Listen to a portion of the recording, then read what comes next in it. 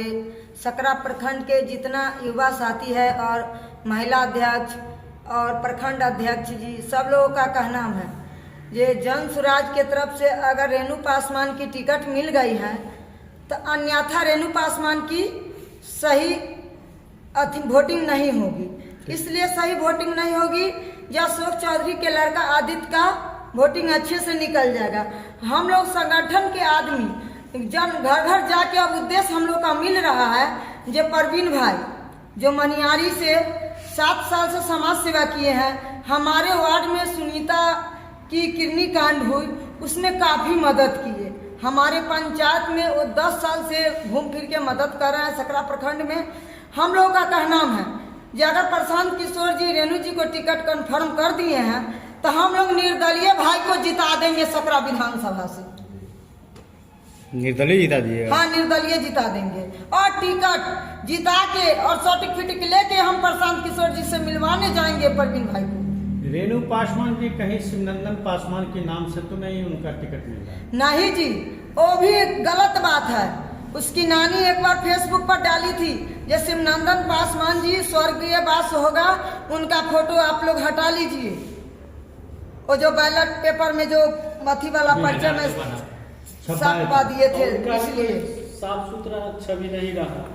इसलिए नहीं लोग चाह रही है। अच्छा, जन स्वराज कैसे फाइंड किया कि रेणु पासवान ही सकरा के बढ़िया कैंडिडेट है? ठीक है, हमारे सकरा विधानसभा में वो 3 साल से मेहनत की, हम ये बात जान रहे हैं। उसके बाद हमारे कृष्णा भाई साहब आ गए, उसके बाद परवीन भाई साहब आ गए, बाकी उनको में अकड़ आ गई। वो कहते हैं कि हमारे संगठन के लोग से कोई मतलब नहीं है।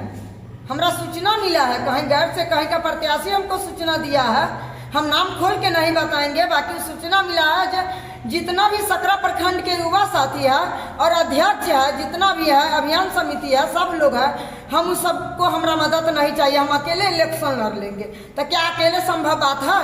हम लोग अपना मन तन धन सब लगा दिया जब परवीन भाई साहब को निर्दलीय खड़ा करा के जिताएंगे। जिस परिवार के वो सदस्य हैं उसका वो विरोध कर रही है, विरोध कर रहे हैं।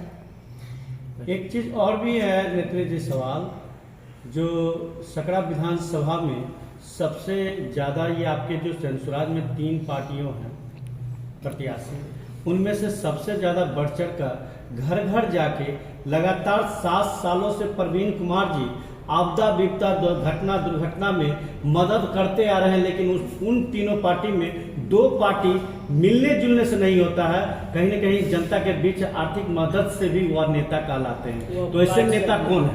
हम लोग का कहना है जो कोरोना काल जब हमारे बिहार में आई तो हम परवीन भैया को देखते थे जो एक कॉल पर वो गाड़ी लेके आ जाते थे और सारी महिलाओं को दुख सुख, छठ का पर्व भी आ रहा है, हम जानते हैं कि हमारा भाई पर नाज है जो छठ पर्व महिलाओं को अपना मदद से करवाएंगे।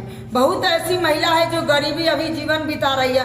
परवीन भैया हमारे ही साथ थाना पर गए हैं, हम लोग का मदद किए हैं। हम कैसे जान जाएंगे जो हमारा भाई धोखेबाज है? धोखेबाज नहीं है। धोखेबाज अगर जन स्वराज अभी टिकट दे देगी रेणु पासवान को तो कभी भी इलेक्शन का संभव नहीं पूरा होगा। हम लोग निर्दलीय लड़ाएंगे अपना परवीन भैया को। परिचय लेंगे। हमारी परिचय रिंकू देवी, रूपनपट्टी मथुरापुर पंचायत की वार्ड सदस्य हूँ और सकरा विधानसभा की महिला उपाध्यक्ष हूँ। इसका मुख्य उद्देश्य क्या है? देखिए, आज जो प्रेस वार्ता किया जा रहा है इसका मुख्य उद्देश्य है कि जन स्वराज पार्टी का जो अभी निर्णय लिया गया है प्रत्याशी चयन का, वह सूत्रों से हमें मालूम चला है कि सकरा विधानसभा में गलत प्रत्याशी का चयन हो गया है। इसलिए हम लोग आज प्रेस वार्ता कर रहे हैं।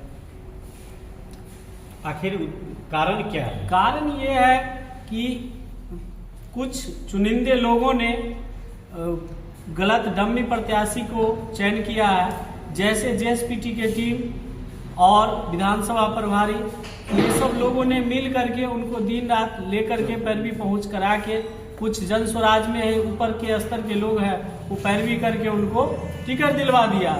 लेकिन यहाँ बात आती है कि ट्रक में मारुति के चक्का लगाने के बराबर है। जिस तरह से ट्रक में मारुति के चक्का लगा के चलाया नहीं जा सकता है, उसी तरह से सकरा विधानसभा क्षेत्र में रेणु पासवान ट्रक के चक्के की नहीं, मारुति के चक्के की बराबर है। अगर रेणु पासवान को टिकट मिल जाता है फिर आप लोग क्या करेंगे? देखिए, अगर रेणु पासवान की टिकट मिल जाते हैं तो प्रशांत किशोर जी के ही कथन के हिसाब से कि उन्होंने कहा था कि अगर गलत प्रत्याशी का अगर चयन हो जाएगा तो आप लोग बहिष्कार कर दीजिएगा, उसको वोट मत दीजिएगा।